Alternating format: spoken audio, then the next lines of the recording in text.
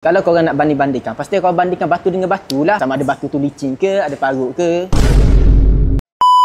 Antara BMW dengan Mercedes, mana lagi sedap pakai? Kalau kau tanya aku, of course lah Mercedes kan. Sedap aku tekan, bukan macam BMW, banyak masuk workshop. Aku tak tahu kenapa dua model ni ramai sangat orang suka bandingkan. Dari dulu sampailah sekarang. Kalau korang nak bandingkan model-model kereta ni, korang kena ikut segmen dia tersendiri. Kalau kau cakap Mercedes ni lagi selesa daripada BMW, sebenarnya ada juga model-model BMW yang selesa. Kalau kau cakap BMW ni lagi laju daripada Mercedes, sebenarnya ada juga model-model Mercedes yang laju. Sebabnya setiap kereta tu dia ada segmen dia tersendiri. Jadi kalau korang nak bandingkan kereta, pasti korang ikut segmen dia lah. Ini tak. Korang pergi bandingkan antara A45 dengan M2. Memang sah-sah lah tak boleh. Sebabnya kau tengoklah CC yang ni tu berapa, sisi yang itu berapa. Kalau korang nak banding-bandingkan, pasti korang bandingkan batu dengan batu lah. Sama ada batu tu licin ke, ada parut ke.